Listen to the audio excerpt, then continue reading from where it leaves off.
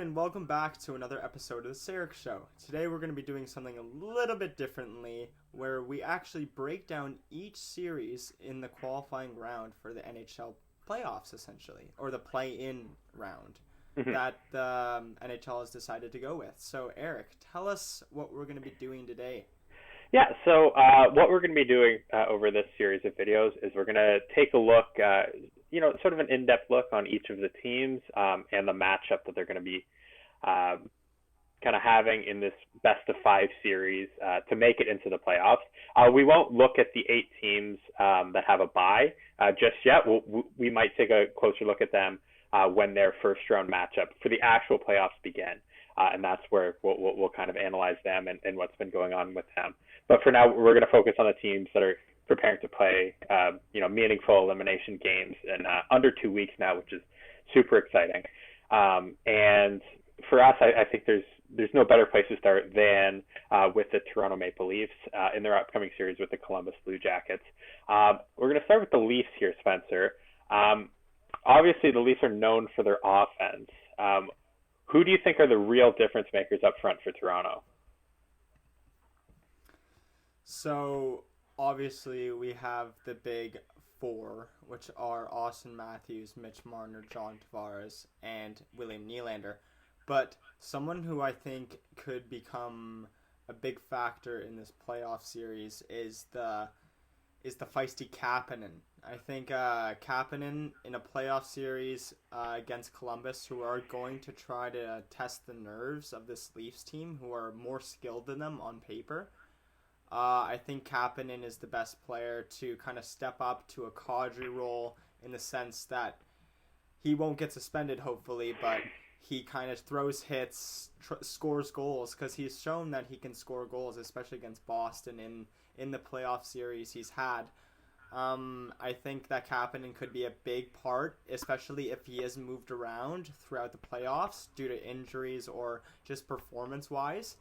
I think if he finds the right chemistry with the right people, he's got the great mix of speed, some grit, and a great shot to really have an impact and be a little bit of a surprise to the Columbus Blue Jackets. He hasn't had the best season from my recollection so far, but who knows if this lockdown can give him a little bit of a reset and say to himself, okay, it's essentially a new season here, and we're going to be facing this team that's coming from the same spot as us in terms of they're getting some guys back. Everyone's rested. Everyone's had the same amount of ice time basically in the past little bit. And yeah, I think that's going to be a big factor. Yeah, and I think with the Leafs offense, you're talking about Kapanen could be a great source of secondary scoring, which they kind of struggled with down the stretch. They were kind of relied on their top 2 lines for a lot of goals. And I still think that's probably going to be the case with Matthews and Tavares kind of being required to carry the load of the offense if the Leafs are going to really do any damage here.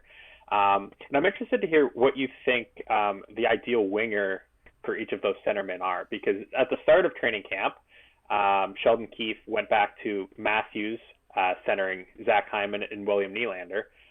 But actually, I think in the past couple of days for practice, he switched Mitch Marner back up to his wing, so Nylander would play with Tavares and Mikheyev instead. Do you think Matthews should be playing with Marner or Nylander, and vice versa for Tavares?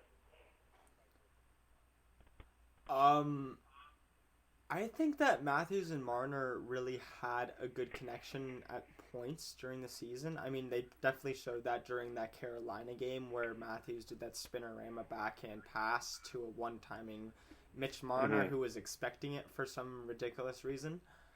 I think there could be a bias from the first season that Matthews had due to the fact that he played with Willie and had most of his success come through William Nylander and him going back and forth.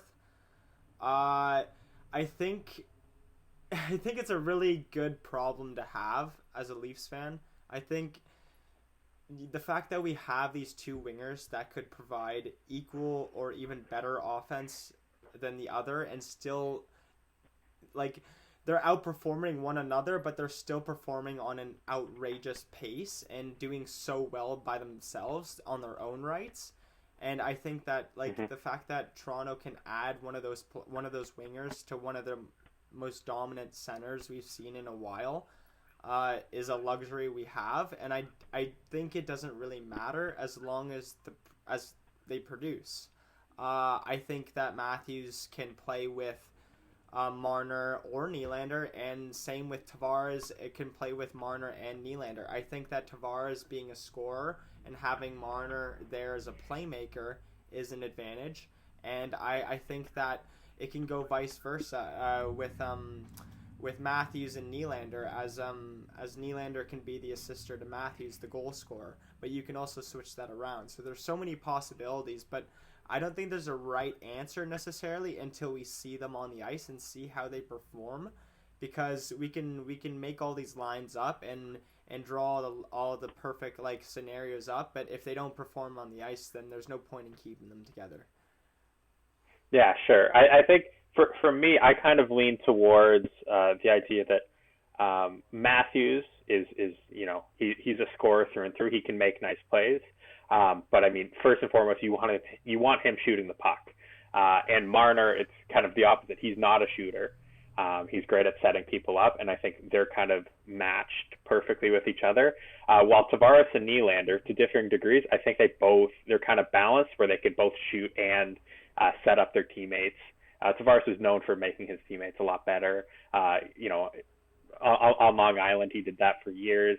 Made careers for people like Matt Molson, Kyle Opozo, P.A. Parenteau even. He's known to like kind of getting the most out of them. And I think Tavares really, to me, seems like someone that if the Leafs are going to go far in this playoffs, it's going to be because of Tavares really digging deep. He had I think a kind of rough season, all things considered. He still put up points, but he broke his finger early on, and he was also through training camp. He gave birth to his son, so he was still kind of figuring that out, being a dad. And I think he's going to come back refreshed and also dealing with the expectations of being the captain for this team. I think he's going to have it figured out, and he will be a huge key cog for this Leafs team. Yeah, And definitely. another person that a lot of Leafs fans are excited about is 18-year-old Nick Robertson, who absolutely lit up the That's OHL who this I was year. actually about to Hmm. bring up. So I was gonna bring him up. Now, who do you think that he will start in game number one I think I think so. I wait. Game one against against like in the Columbus exhibition series or game one of the qualifying series. of the actual, like, we're talking about the whole shebang Okay. here? Well, it depends on how he faces up against Montreal in the first game they have on the 26th. I mean, if he shows he can play with men, which he's shown in the training camp so far, that's what Dubas and all these guys have said. And they all seem to love him. The players seem to think he's a great work ethic. He's very fast, very skilled, even though he is so young. It could be worth adding a player like that, especially when we have players like Janssen out who had that knee surgery, so he's been out for a while, and we're not expecting them to get him back until around the mid second round. It would be around. So the fact that we have an option in an 18-year-old who's excited to play, who would be in his first playoff series, in his first NHL game, ready to go, who had just come off a 50-goal season in the OHL, I think that's a great option to have, and I think he could add some life to that Kerfoot Kapanen line. I think it would be a speed line in my opinion, and that as a third line, it would be really hard to handle. You could shelter his minutes on the third line and not have him take too many shifts in unnecessary situations. So you don't kill his confidence.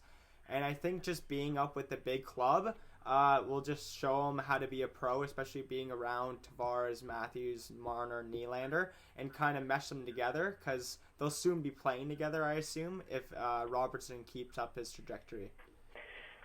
Yeah, no. As we said earlier, the Leafs have kind of been looking for another source of depth scoring, and and he would definitely provide that.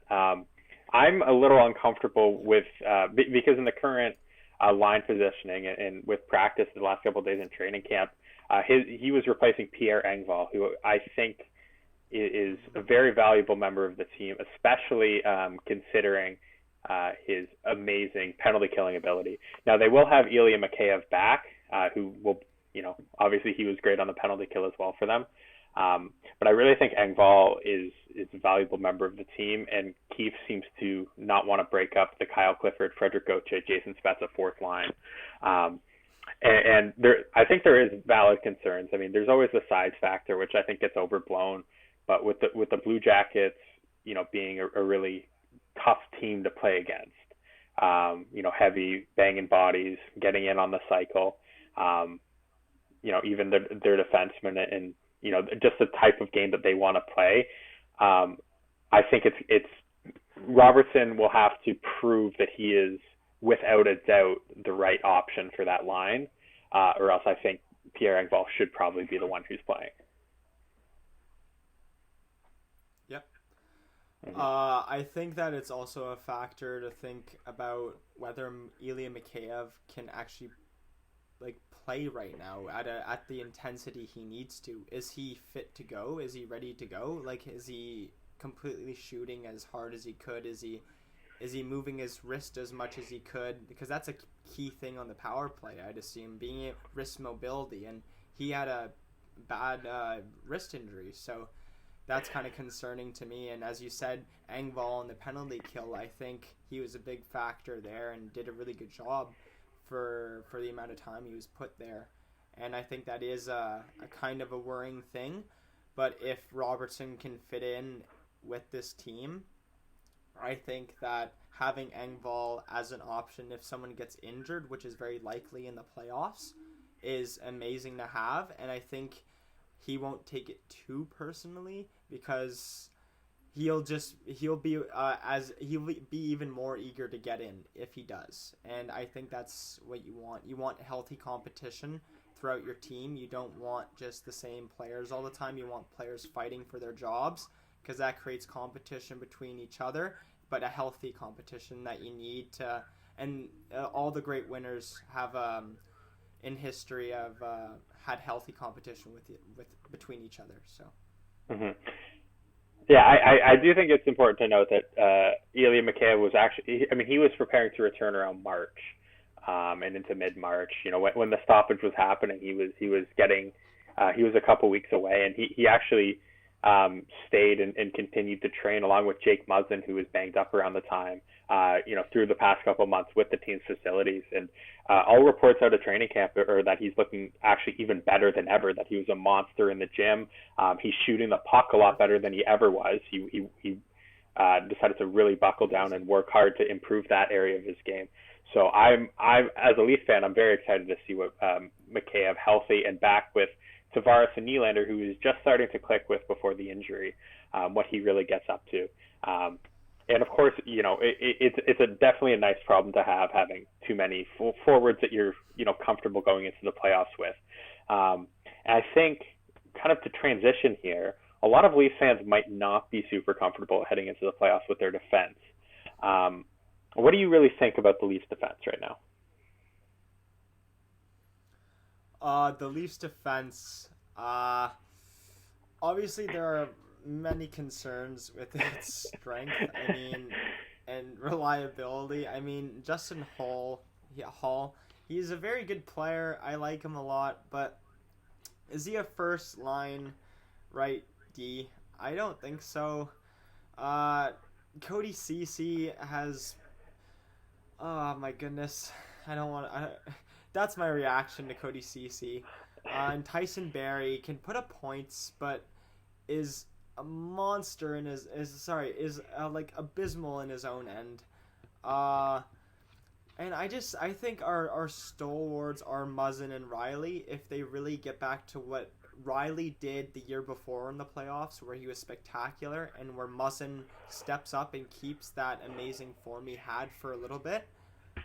But the right side D is still always going to be a concern to me, and I'm actually kind of I think that's where if we do falter at all, it will be because of that, like in seasons past. Past, sorry. I do think, I'm not going to come out here saying that Cody Cece should win the Norris, but I do think it's worth mentioning for Leafs fans that aren't a fan of the Riley Cece pairing that they were tasked with the opponent's top line every single game, which won't be the case now. Because that'll go to Muzzin and Hall as the shutdown pair. And this was also during the first half of the season where Morgan Riley was working through injuries, and you could tell he wasn't operating like he usually does with his speed and just his confidence overall. He really didn't get off to a good start this season. So with what should be a fully refreshed Morgan Riley and facing secondary competition, I'm not as concerned about Cody Cece. I think it is there are questions with Justin Hall, heading into the playoffs. I love Justin Hall, but, before this season, he wasn't an NHL regular, and now he's going to be, tasked with shutting down all the other teams' top lines in the playoffs. And I think there has to be an element of hope with that Jake Muzzin can help guide him through and that he stays steady. But you're right. I think definitely the game plan for the Blue Jackets is going to be getting the puck deep and keeping the cycle going. And that's going to be what the Leafs defense really needs to avoid is sustained zone time, because the Blue Jackets were the best team in the league at actually generating scoring chances and goals off of the cycle. And the Leafs defense were one of the worst teams at allowing chances against on the cycle. So it's really important that they move the puck up quick, because if the Leafs get out of the defensive zone, move the puck up ice, get the puck into the hands of their skilled forwards, then they're going to avoid that danger. And that's really where Columbus will strike fear into the hearts of the Leafs and the Leafs fan base, is on the cycle in the offensive zone. So I think the big focus for this Leafs defense, even though they might not look super sexy, if they're able to effectively move the puck out of the zone, then they should hold up all right against this Blue Jackets team. That is the hope. We'll see what happens. But I think that's kind of the game plan that the Leafs are going for. But with all that being said, as it usually does, I think for the Leafs it all comes back to Frederik Andersen. And he's looked a little shaky early in training camp. And he hasn't always gotten off to the greatest start of seasons. He sort of struggled in October. October Freddie is a running meme amongst Leafs fans. Exactly. So how worried would you be about Frederik Andersen right now? Frederik Andersen is a player that has always scared me going into any type of playoffs because he doesn't seem to like to perform there. I love Freddie Andersen. Like, I wish I was taller so I could model my goalie game after Frederik Andersen in his style, because I love how calm he is. I love his presence amongst our team. I think he's a great leader as well as a great player. I think he leads with his play. But this year I think is one of his worst seasons on average in terms of save percentage and goals against average. So that's a bad sign to begin with, even though it is a shortened season, technically. So I would be concerned there. But then again, Frederik Andersen has also had the one thing that every goalie hates, but also like they hate not having a backup that they could feel like if they mess up, they will step in and do a good job. I feel like Frederik Andersen, knowing that he has Jack Campbell there instead of Michael Hutchinson or whoever other goalies we've had in the past as our backups, like Garrett Sparks, I think that like Andersen, knowing he has competition for the starting net job, will push him to go into ultra like focused Freddie mode, which is what Freddie needs to do in order for the Leafs to go anywhere in this playoffs. And I think Campbell will test him in practice, especially. I'm a goalie. I always try to outperform my other goalie in practice to show my coach that I'm like good enough. And I think that if Andersen has that little bit of a competition with Campbell to keep his spirits up, I think it'll be a little bit different than in years past. because I think Campbell could steal starts, hypothetically, from Anderson. Unlike in seasons past with Sparks, I don't think there was ever a chance Sparks was getting in the net, and Anderson knew that. But Anderson now knows that Campbell could get in and make starts, so I think that will push him and hopefully lead us to the next level here. Yeah, that's interesting. I'm of the opinion that I think if this was a regular season, I think Campbell would be able to, steal some starts. But I think especially in a best of five series, I don't think there's going to be enough time for Sheldon Keefe to lose faith in Anderson, even if it gets off to a horrendous start, to risk going to Jack Campbell. Well, you think about the World Juniors. Think about the World Juniors, Eric. I mean, Team Canada had what's his name in the net, and then went to Joel Holfer after the first game and turned the entire series around, whole competition around. Right, but I don't. He became the goalie of the tournament, right? I mean, why couldn't Jack Campbell do that? Because heading into the Canadian training camp, there wasn't a definitive starter and backup.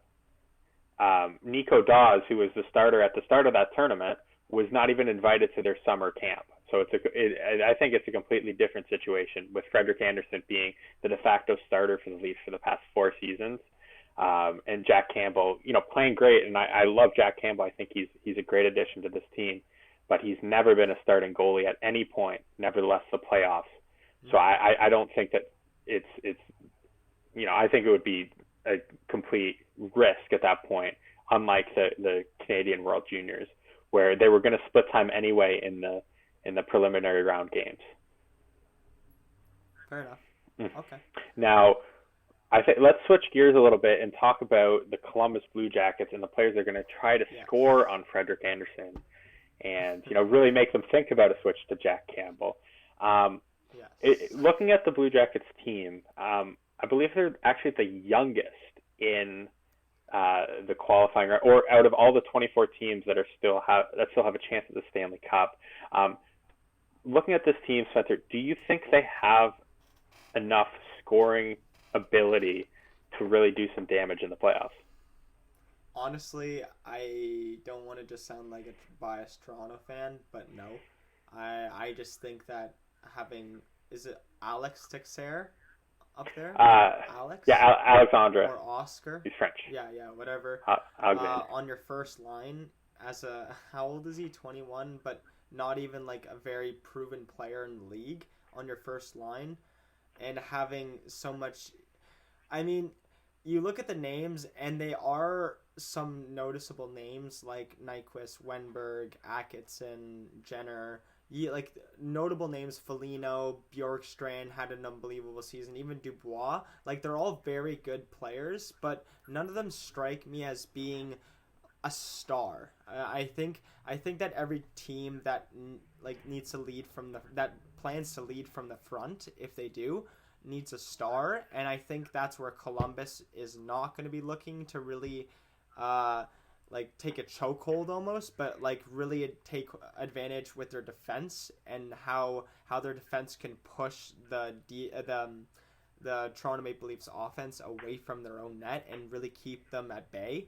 I think that's what's going to kill Toronto, is being frustrated by the defense and potentially goaltending of Columbus, as we've seen this season. The goaltending of Columbus has been outstanding and just seemingly out of nowhere and magical. So that could hypothetically frustrate the very skilled Leafs team into making a bunch of mistakes, or just putting themselves in situations like the Tampa Bay Lightning did when they got swept by the Columbus Blue Jackets. So you never know with this stuff, but the Columbus Blue Jackets getting Seth Jones back is a big piece on the first line. He's a big guy, big shot offensively, very good defensively. Rowinski is unbelievable offensively. Ryan Murray, even on that third line, is a stable player. But their offense, I think, is just what they need to upgrade. Yeah, and I do think it's important to note, because a lot of comparisons get made between the Columbus Blue Jackets and how they shut down Tampa Bay last year. and another, offensive juggernaut like the Leafs. And I do think it's still important to note how great Sergei Bobrovsky played in that series, and also the contributions of Artemi Panarin and Matt Duchene, who are no longer there. And those are, Panarin specifically, like that's an irreplaceable player. Now, I think in response, the Blue Jackets did a great job of trying to like really instill the buy-in from the team of, taking care of business defensively, playing a complete team game. Tortorella type team. Exactly, and Tortorella, I think Tortorella should. I think he might be the Jack Adams Trophy winner in my mind, at least with the job he was able to do with this team. And I think when you look at this team, it's almost like they have 3 second lines. Yeah, that's what I was thinking. Dubois and Bjorkstrand would be on the elite end, I would say, high end. But compared to the Leafs second line with Tavares and Nylander, or Tavares and Marner, that's still a tough matchup. So the Leafs might have Even the top third 2 forward line. Leafs, I mean, I could see Kapanen on that first line instead of Texeira, and he's on the Leafs' third line, right? Mm-hmm. I mean, you could swap those players easily and not really see a difference. Right. It is important to mention though that the Blue Jackets won't be trying to, run up the score on the Leafs. They're gonna focus on their great solid defensive depth and, as you said, frustrate the Leafs, get the puck in behind their defensemen and grind them down. Which I think is why a line with Boone Jenner and Nick Foligno is going to have such a big impact on the Leafs and how their defense can hold up. They're probably going to be matched up with the Matthews line, Matthews or Tavares, whichever one Tortorella thinks is most dangerous. And it's important to kind of focus on Liam Foudy, who was part of Team Canada at the World Juniors this year, and in training camp has been elevated to a spot on that line. And kind of brings an element of speed that they are sort of lacking throughout the rest of their forwards, and kind of that game-breaking speed. I think his role in that line would be a lot like Kapanen, where he would be matched up on that opposite wing of Kapanen, and he's really going to push the pace against the Leafs defense and see if they can catch them. Like Tyson Barrie's not great at skating back defensively. I think we saw that a lot of times. Other than Morgan Riley and Dermott, Leafs defense aren't amazing skaters, so Foudy could be a little bit dangerous. But as you said, I think a lot of the game plan also focuses on frustrating the Leafs with their goaltending. Who do you think will start in net for Columbus? Considering that Korpisalo is just coming back off an injury, he seems good in the videos I've seen of him online during training camp for Columbus. Mm-hmm. He looks in shape. He looks like he's got his angles down. He looks like he's moving well. I think that there's no reason why Columbus wouldn't start their Korpisalo, even though his Merzlikins has had such a great run of games and streak and played very well when he needed to keep even Columbus to make sure Columbus got to where they are now, to be honest. I mean, without him, I don't think they'd be here. So can you really go off that guy that really got you to where you are, or do you go back to the guy that was seemingly going to do what this other guy was doing for you before he got injured? That's the big question. Yeah, no, it's interesting because there are a lot of kind of goalie controversies, you can say, or just decisions that need to be made, for all the teams in the playoffs so far. And Columbus is one where I think is one of the murkiest situations because, as you said, there's valid reasons for both of them. I mean, Korpisalo started the year really hot, and Merzlikins struggled adjusting to the NHL game, and when Korpisalo went down, Elvis had an amazing, magical run with multiple shutouts, big celebrations. He kind of carried that swagger.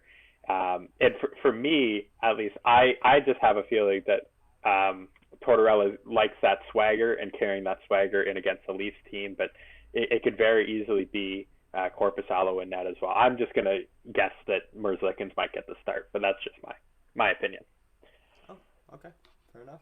Um, and so no matter who starts, I think we can all agree that we're excited for the hockey to begin on August 2nd, which is weird because the Leafs won't be playing on the Saturday night, but they get the Sunday night game. That's all right.